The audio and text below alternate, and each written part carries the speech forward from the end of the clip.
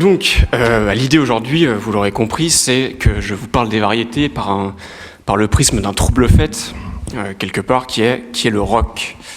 Pourquoi un trouble fait ? Bon, comme vous le savez, la télévision en France, elle a longtemps été régie par un monopole d'État, qui a été symbolisé pendant 10 ans par l'ORTF, l'apogée d'un contrôle de la télévision par le pouvoir, au service d'une idée finalement gaulienne de l'audiovisuel. La télévision, ça doit servir à ce moment-là une certaine idée de la France, quelque part, ce qui a été résumé par Georges Pompidou, oui, en 1970, avec une célèbre phrase, l'ORTF, dit-il, qu'on le veuille ou non, c'est la voix de la France. Et il faut bien dire que les émissions de variété, pendant un certain temps, elles ont été au service de cette télévision nationale, voire nationaliste, on pourrait peut-être parfois discuter du terme. D'ailleurs, Elisabeth Jacquinot, dans le titre de son ouvrage qui adapte son mémoire, elle parle des émissions des Carpentiers comme d'un divertissement français. Je vous parlais donc de trouble fait pour le rock, vous me voyez venir. Le rock, c'est une musique nativement étrangère, il naît aux États-Unis au milieu des années 50. Il prend un nouveau souffle au début de la décennie suivante au Royaume-Uni. Et les chanteurs chantent en anglais. Donc immanquablement, finalement, il vient se heurter à cette télévision nationale au moment où il arrive aux oreilles françaises au milieu des années 50. Tant et si bien que les premières émissions de variété, 36 chandelles, La joie de vivre, tout ce qu'on connaît et qu'on a déjà évoqué ce matin, sont confrontées à cette musique qu'elles regardent d'abord avec un certain dédain, j'allais dire. Le rock and roll, comme on dit encore à ce moment-là, c'est une lubie américaine, c'est une curiosité, certainement passagère, une mode dont les jeunes auront tôt fait de se lasser. Pas de quoi inquiéter finalement le pays de la chanson. Et la télévision, et les variétés d'ailleurs, à ce moment-là, ce sont la vitrine finalement de cette tradition de la chanson française. Donc les premiers animateurs et les premières animatrices des émissions de variété vont plutôt jouer d'un ton qui est celui d'un dédain, donc, qui ouvre la porte à tout un tas de moqueries. Ça, c'est la première manière dont le rock parvient aux oreilles des téléspectateurs et des téléspectatrices. C'est finalement par l'intermédiaire de parodies. Vous avez à l'image, je vous ai mis ici Roger Pierre et Jean-Marc Thibault. Alors là, dans une émission des Carpentiers, La Grande Farandole en 1961, mais en réalité, dès 36 chandelles, dès 56-57, ils se griment en rocker et parodient le rock'n'roll. Alors j'ai un premier extrait qui n'est pas un extrait de Jean-Marc Thibault et Roger Pierre, mais l'extrait de la toute première occurrence du rock à la télévision française, en tout cas dans ce qui a été conservé à l'INA. Bon voilà, je coupe ici, je voulais aussi vous donner un aperçu de la première version française du rock'n'roll qu'on a pu entendre à la télévision. Bon, vous avez vu cette légèreté, cette moquerie. Après, on n'en parlera plus jamais. Je ne sais pas si vous avez tout entendu, mais Ditan Respad, bon, il a bien senti le coup.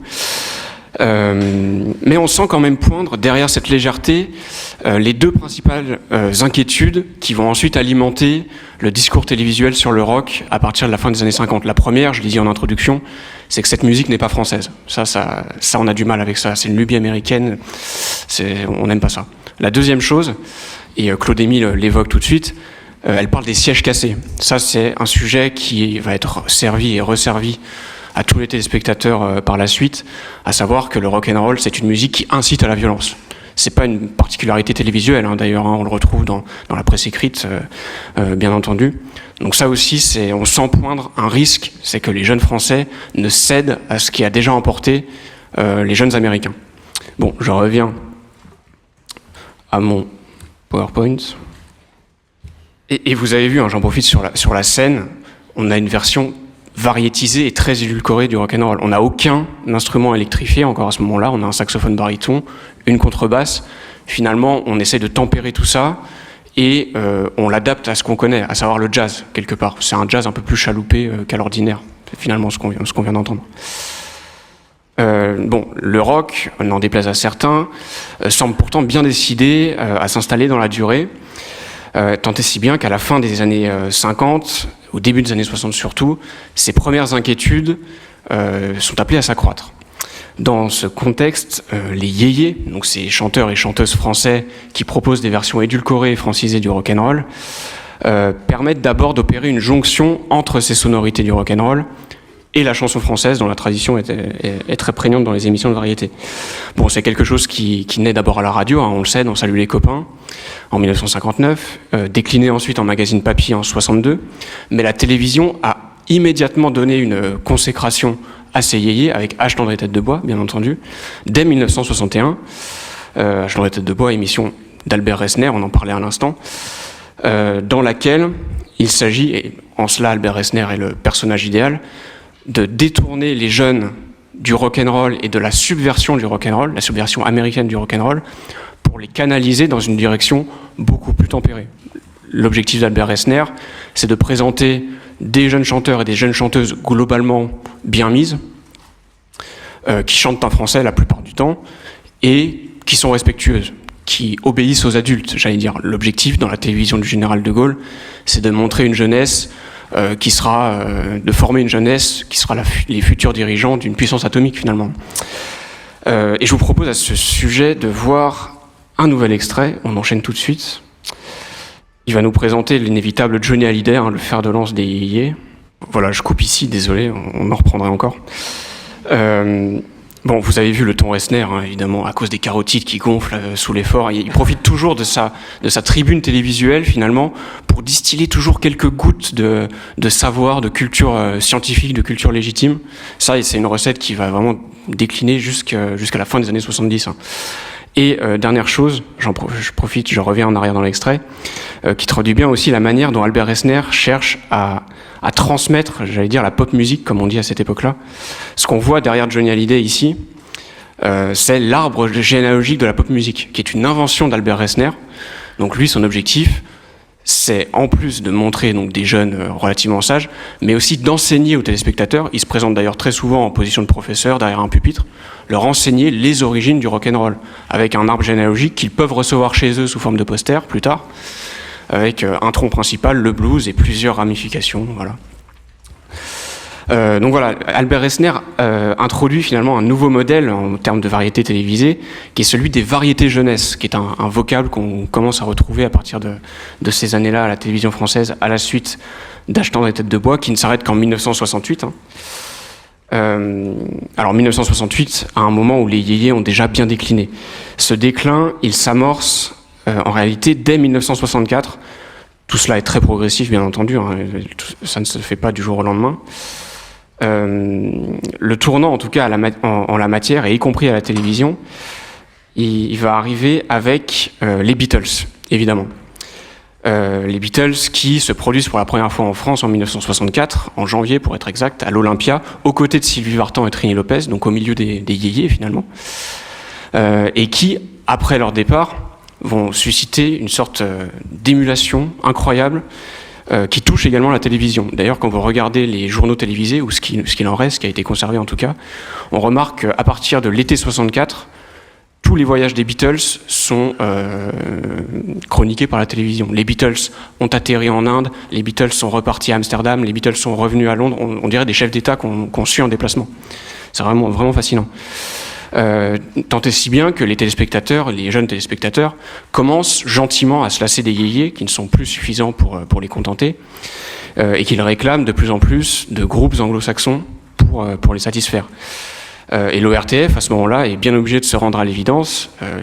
Pareil, on ne peut pas servir seulement des yéyés aux jeunes téléspectateurs qui sont en plus réputés être un public difficile. Donc gentiment, on va avoir une conversion de l'ORTF, très progressive, hein, aux groupes anglo-saxons, ce qui passe d'abord par la diffusion de concerts, à partir de 65. C'est vraiment très net. À partir de l'été 65, vous avez d'abord un concert des Beatles, vous l'avez ici à l'écran, filmé par Jean-Christophe Averty en personne. Puis, quelques semaines plus tard, c'est une émission qu'on n'attendrait peut-être pas sur ce terrain-là, c'est Discorama, plutôt tourné vers les auteurs, compositeurs, interprètes d'habitude, qui propose un numéro baptisé Spécial Jeune, qui est en fait la retransmission d'un extrait du concert des Kinks à la Mutualité en juillet 65. Et ce sera mon dernier extrait, que j'ai concentré plutôt dans les années 60.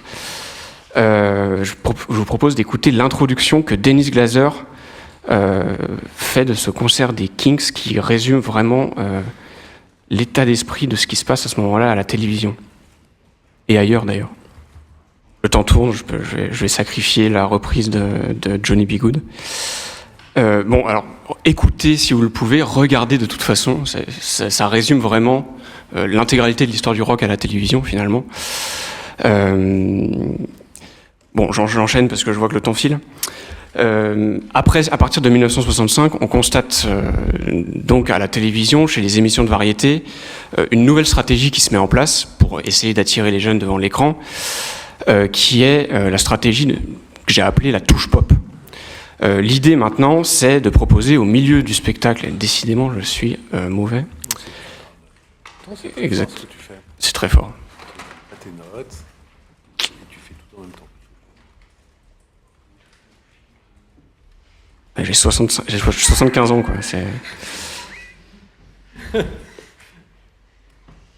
Allez. Ouais. Allez, magnéto.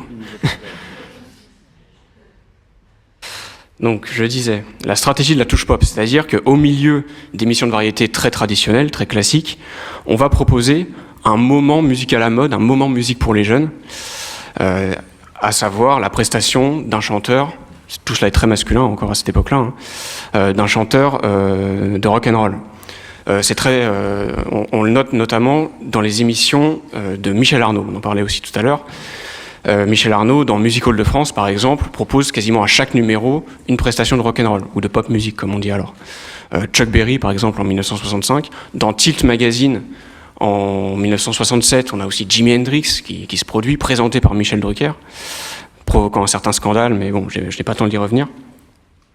Ce qui nous montre qu'à la fin des années 60, finalement, le rock, dans sa version vraiment anglo-américaine, frappe avec insistance aux portes de la télévision. Tant et si bien que l'ORTF comprend qu'il y a une certaine dissonance à le présenter au milieu, comme elle le fait jusqu'à maintenant, au milieu des émissions de variété, même s'il y avait aussi une certaine sécurité d'habiller le rock de chansons françaises, de le diluer au milieu de tout ça. Surtout qu'on observe à ce moment-là un certain retournement médiatique, à savoir que le système très yéyé finalement, salut les copains achetant des têtes de bois, est supplanté lentement par un nouveau triptyque médiatique, le Pop Club de José Arthur sur France Inter en 1965, dans la presse écrite Rock and Folk en 1966, la première grande revue de critique musicale dédiée au rock and roll. Il ne manque plus que la télévision pour compléter tout cela, et en 1967 arrive la première émission entièrement dédiée à la pop musique, c'est Bouton Rouge, sur laquelle je passe assez rapidement. Dans les années 70, on va voir s'ériger à la télévision un nouveau genre finalement qui va s'émanciper des variétés, ce qu'on pourrait appeler donc le rock télévisé. Et ce qui est intéressant pour nous aujourd'hui finalement, c'est d'analyser ces émissions de rock comme étant le parfait miroir des émissions de variété. Ces émissions de rock, elles vont amener avec elles de nouveaux professionnels, bon, notamment des réalisateurs, j'ai pas le temps d'y revenir aujourd'hui, mais aussi des présentateurs, qui sont des nouveaux visages venus de la presse écrite et de la radio, souvent de la presse spécialisée, qui vont délibérément prendre le contre-pied des animateurs traditionnels de variété. L'objectif, c'est de dire, les variétés, on déteste ça, ils l'assument totalement dans la presse, par ailleurs, au moment de leurs interviews, et c'est de dire, on propose autre chose. C'est le cas notamment dans Pop 2, qui est la première émission vraiment fondatrice du genre du rock télévisé, en 1970, où Patrice Blanc-Francard, que vous voyez ici tout derrière dans cette triplette, je me suis renseigné, ça s'appelle une triplette, qui anime Pop 2, en décidant d'abord de sortir des studios. Donc on n'anime plus sur un plateau de télévision comme les autres, non, on va tourner au milieu du chantier des Halles de Paris par exemple, au milieu des ferrailleries, de vieilles ferrailleries, ou au milieu d'un parc, comme ici. On est loin du complet veston comme Guy Lux, écrit Rock and Folk en 1971. Voilà, on insiste beaucoup là-dessus. Et d'ailleurs, Patrice Blanc-Francard, on le voit ici, joue avec malice également de cette image-là. C'est-à-dire que c'est un jeune hippie, il l'assume également totalement, l'archétype du jeune homme de son temps finalement, cheveux longs, il a un ton très flegmatique, très ironique, donc il prend vraiment le contre-pied de Guy Lux et compagnie. Tout cela est parachevé à l'image par une musique que l'on veut bien différente de celle qui est proposée dans le spectacle des variétés. Et justement, c'est cette notion de spectacle, quelque part, qu'on réfute dans les premières émissions de rock. Et le point cardinal de ce nouveau système, finalement, c'est la primauté accordée au live, qui s'érige vraiment en doctrine à ce moment-là. On rejette le playback. On assume de dire que les variétés, finalement, ont trahi la musique en l'habillant d'une multitude d'ornements parasitaires, finalement, et que le live permet de revenir aux sources de la musique, et que le rock, qui est une musique sérieuse, évidemment, ne triche pas avec du playback. C'est la musique dans son plus simple appareil, quelque part. Et d'ailleurs, les émissions des années 70 décident non seulement de tourner en live, mais en plus dans les conditions d'un vrai concert en public, ce qui fait que le son, d'ailleurs, est parfois assez médiocre. Mais l'idée, c'est vraiment de tourner dans l'écosystème naturel des artistes. Donc, encore une fois, de s'abstraire de la télévision. Une quête d'authenticité musicale qui est symptomatique d'un processus assez classique, qui est celui d'une légitimation musicale, d'une intellectualisation des discours également, qui prend ses sources, là aussi, dans la critique musicale et dans rock and folk depuis le milieu des années 60. Tout cela atteint son apogée à la fin des années 70 dans l'autre grande émission de rock de la décennie, qui est Chorus, donc sur laquelle je passe assez rapidement, la première émission d'Antoine Decaune à la télévision, qui reprend ce modèle de l'organisation d'un concert par et pour la télévision. Mais ce tableau, et ce sera ma dernière partie, vole en éclats dans la télévision des années 80. Bon, pour plusieurs raisons. La première, c'est évidemment une raison structurelle, institutionnelle. On a une nouvelle donne télévisuelle, évidemment, après l'élection de François Mitterrand, comme on le sait, qui met fin au monopole d'État et qui organise la valse des dirigeants de la télévision. Il met par exemple, le symptôme de tout ça, c'est évidemment Antenne 2. Il met par exemple à la tête d'Antenne 2 Pierre Desgroupes, qui a fait les frais du couperet conservateur de l'ORTF par le passé.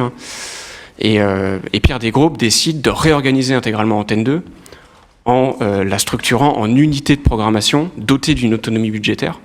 Et il fait le choix, assez nouveau à l'époque, de diviser les variétés en deux unités. Une première unité qu'il réserve, ce sont ses mots, aux variétés traditionnelles, donc Jacques Martin et compagnie, et une deuxième unité ouverte aux expérimentations, dans laquelle il souhaite que le rock occupe une place vraiment primordiale.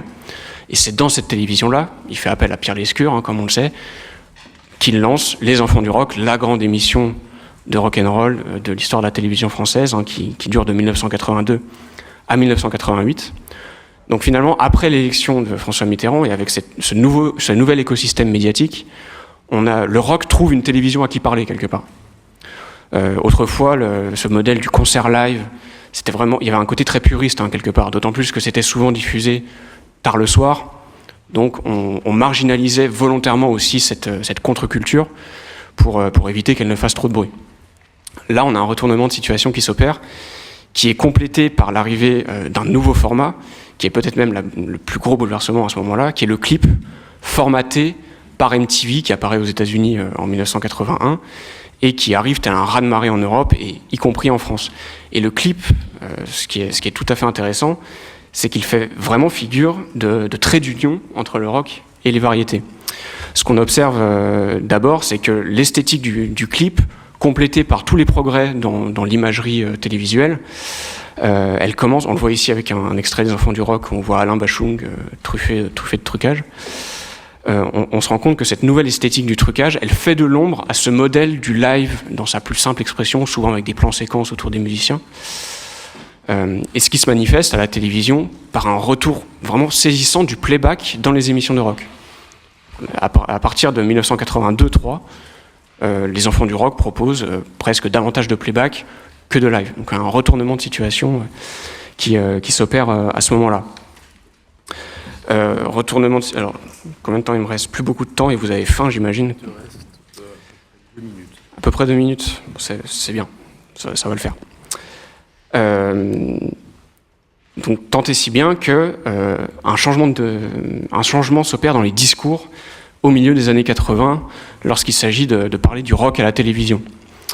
À présent, dans la presse, quand non seulement les professionnels du rock télévisé ou les professionnels des variétés sont interviewés, ou même les dirigeants de la télévision, on nous dit que le rock doit désormais s'adresser au grand public, si tant est qu'il existe, mais ça c'est une autre histoire, et non plus à un public de spécialistes auquel justement il était cantonné, d'après eux, dans les émissions des années 70.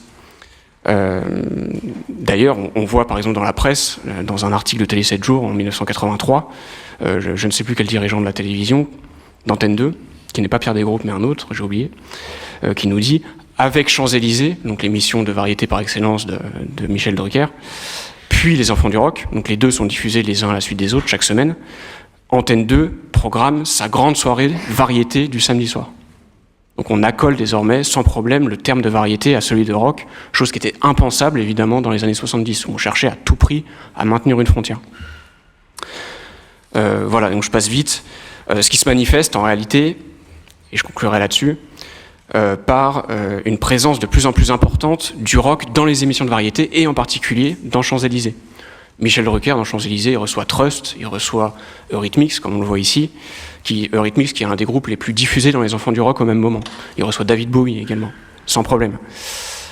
Et ce qui vient parachever et compléter ce que j'essaie de vous dire, les interviews plus les entretiens que j'ai pu mener dans le cadre de ma thèse nous montrent qu'en coulisses, on commence à avoir une bataille au sein même d'Antenne 2 entre Champs-Élysées et les enfants du rock pour obtenir l'exclusivité de certains clips de chanteurs et de chanteuses qui, à ce moment-là, sont un peu, on va dire, louvois parmi les styles.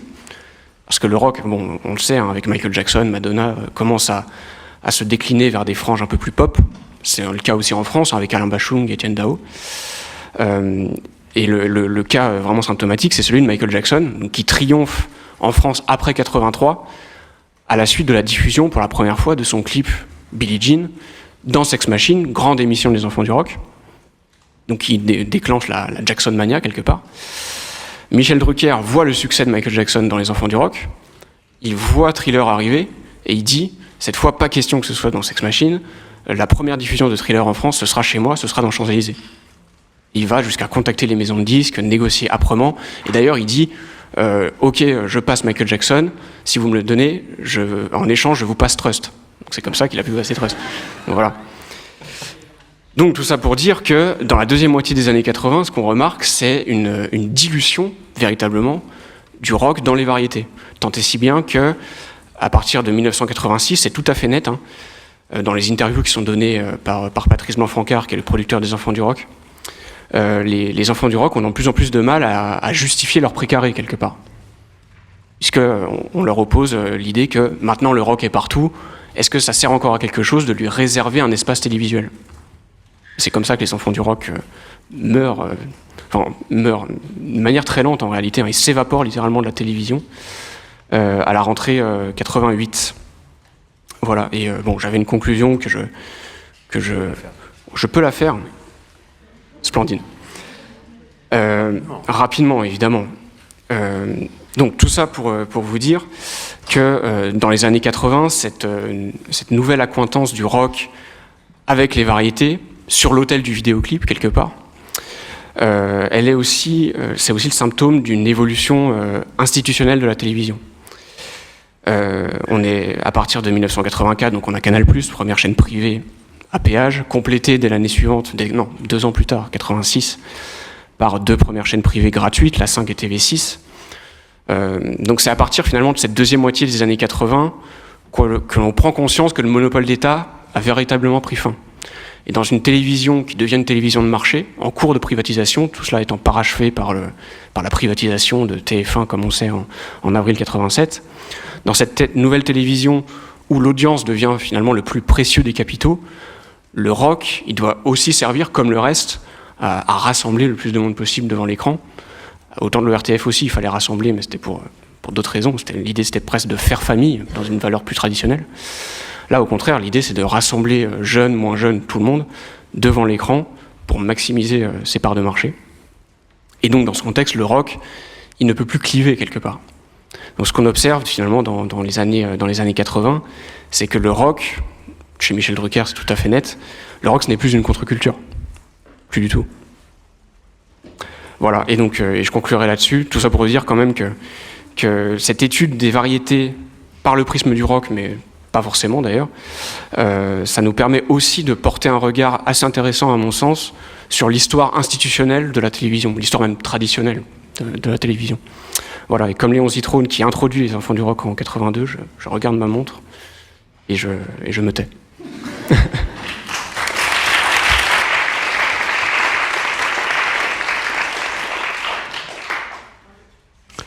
Oui, Isabelle. Merci, c'était passionnant. Je voudrais un tout petit peu m'inscrire en faux sur votre conclusion.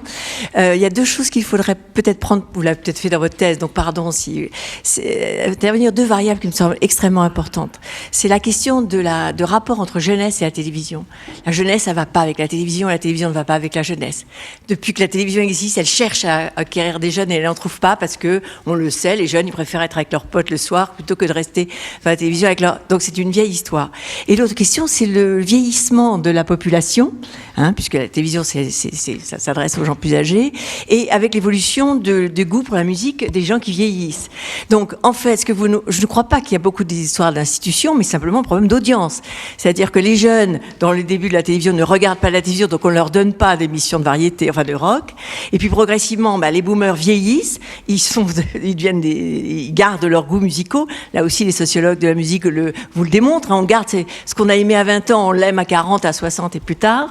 Et donc, ça explique que le rock rentre dans les programmes de grande écoute parce que les gens ont vieilli. C'est-à-dire que ce que vous regardiez en 60, vous aviez 20 ans ou 15 ans, et puis quand vous arrivez à 35, 40 ans, vous aimez toujours cette musique, et surtout vous regardez la télévision. Donc il faut bien rentrer, à mon avis, dans cette logique qui est jeunesse, télévision et vieillissement de la population avec un goût pour la même musique, sans aller chercher des grands complots sur l'État qui comprend rien au peuple, parce que de toute façon depuis ce matin on s'aperçoit à quel point la télévision n'est pas en retard sur la civilisation. Quand vous nous dites que les premières émissions de rock c'est 64, c'est le Beatles, et qu'en réalité le premier journal de rock c'est un an ou 2 ans après, ça montre bien, et ça m'avait étonné quand j'ai dans mes premières recherches, c'est que la télévision n'est pas tellement en retard sur la société.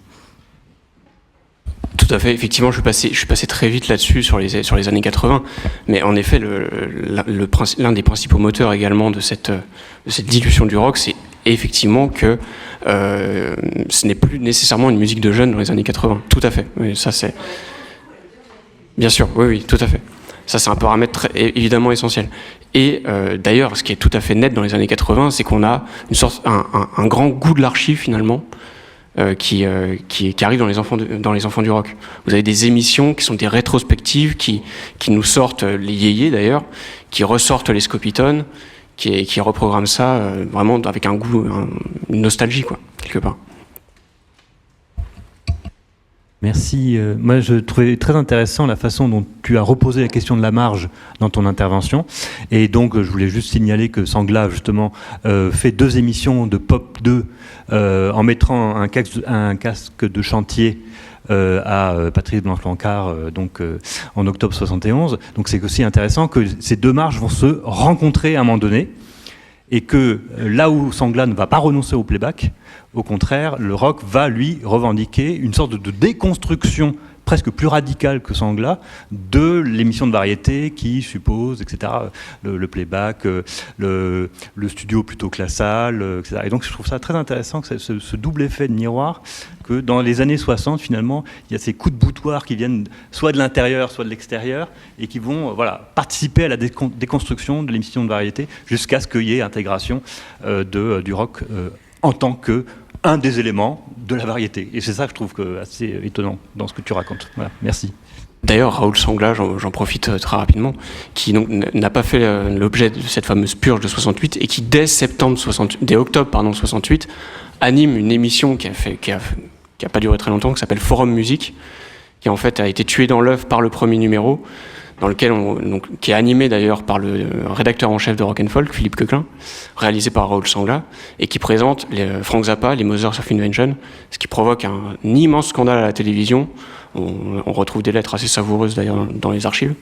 Donc tout ça pour dire qu'effectivement Raoul Sangla a été l'un des précurseurs aussi dans le tournage du rock à la télé.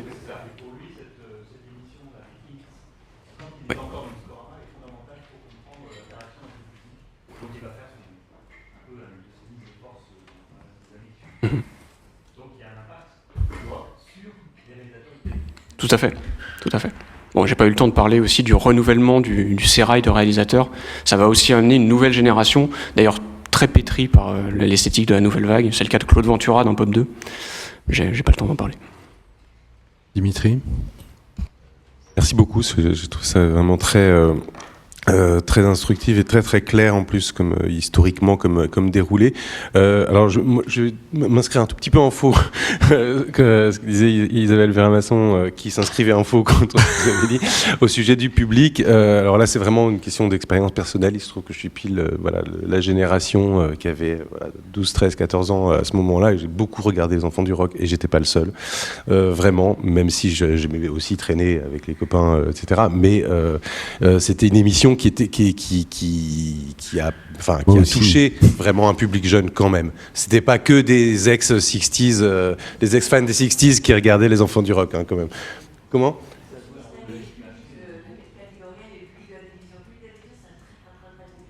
Oui, non, bien sûr, mais c'était pas une niche. Je pense le public pré-ado ou ado des Enfants du Rock n'était pas une niche quand même. Hein. Ça parlait en cours de récré, hein, quand même beaucoup de ça. Et je me demandais alors justement, parce que ce qui y a peu dans les Enfants du Rock, c'est ce qui a été sécrété par la mainstreamisation du rock que vous avez souligné, qui est quand même une contre-culture interne, et en particulier le punk. Et c'est assez étonnant de voir que les Enfants du Rock est quand même, dont Sex Machine en particulier, qui est co-animé par celui qui a introduit vraiment la sonorité, enfin l'attention sur la sonorité punk en France, à savoir Philippe Manœuvre, en fait fait quasiment aucune place au punk, un petit peu au post-punk, mais au vrai punk, on va dire, authentique, dans cette émission. Alors qu'elle existe quand même, cette contre-culture. Vous avez dit, le rock sort de la contre-culture dans l'univers télévisuel, mais la contre-culture rock, elle existe quand même au tournant des années 70-80. Par contre, elle n'arrive pas à la télévision, il me semble. Enfin, c'est... Alors, il se trouve que si, et effectivement, donc, le punk fait quelques rares embardées dans les Enfants du Rock, mais d'ailleurs plutôt aux alentours de 86-87, au moment d'une sorte de célébration mémorielle du premier festival punk à Mont-de-Marsan en 76, donc un peu un retour en arrière, avec les passages obligés, hein, les Sex Pistols, ce genre de choses. Ce qu'on voit du côté télévisuel pour le punk, c'est un déplacement plutôt du côté d'FR3 dans les années 80. Avec une émission comme Décibel, notamment animée par Jean-Loup Janer entre 85 et 88, si je dis pas de bêtises, qui fait une place prioritaire aux groupes français, notamment à beaucoup de groupes français amateurs qui connaissent leur première télévision, souvent la seule d'ailleurs, et notamment à une grande série de groupes punk français. Bon, Berrurier Noir évidemment à ce moment-là, mais pas que, hein, La Souris Déglinguée. Et pas seulement parisien d'ailleurs, c'est l'objet, ça sert aussi de vitrine à FR3, au FR3 mitterrandien décentralisé. Donc, c'est un peu après. Bien sûr, alors l'âge d'or du punk, on va dire fin des années 70, là par contre, il y a plutôt un phénomène où ça passe un peu au travers des mailles de la télévision. Quelquefois, oui, Iggy Pop, qui est dans le journal télévisé en 78, je sais plus, 79, qui se met torse nu. Autrement, la musique en elle-même, c'est encore un peu trop sulfureux pour une télévision qui n'est plus le RTF, mais qui a encore des accents gauliens quelque part. Merci. Dernière question, Marie-France Chambauguillon. Alors, merci beaucoup pour votre exposé très clair. Alors justement, vous avez un peu répondu à ma question, parce que en passant sur France, sur Antenne 2, le rock a un petit peu effectivement perdu de sa valeur de contre-culture, mais en revanche, sur FR3, notamment avec Décibel, mais également avec une autre émission qui était une programmation régionale du Nord-Pas-de-Calais, il me semblait qu'il y avait également cette volonté de conserver une idée du rock, certes régional, mais contre-culture, avec des petits groupes qui sont montés, des groupes alternatifs. Donc voilà, c'était juste... Tout à fait, oui. Pardon ? Voilà, il me semblait. Alors, Rockin' Chair, oui. Qui était l'émission donc de Jean-Loup Janer sur FR3 Caen, et donc il a commencé par là, et puis voyant qu'il avait du succès là-bas, on l'a promu au niveau national pour animer Décibel. Et ce qu'on voit effectivement dans les années 80 sur FR3, c'est qu'on a une sorte de diaspora d'émissions de rock sur les stations régionales, oui. Et le best-of quelque part est ensuite diffusé sur réseau national par Décibel. Mais ça accompagne également le mouvement des radios libres. Tout à fait. Voilà, c'est aussi lié. Mais c'est intéressant de voir ici que l'identité des chaînes, finalement, elle va être déterminante pour caractériser le côté subversif ou non du rock. Oui, bien sûr. Oui, non, je suis passé très vite sur cette conclusion, effectivement, sur l'idée d'une subversion qui aurait été vidée au moment de la télévision privée. Mais oui, bien sûr, tout ça n'est pas aussi manichéen que ça, hein, évidemment.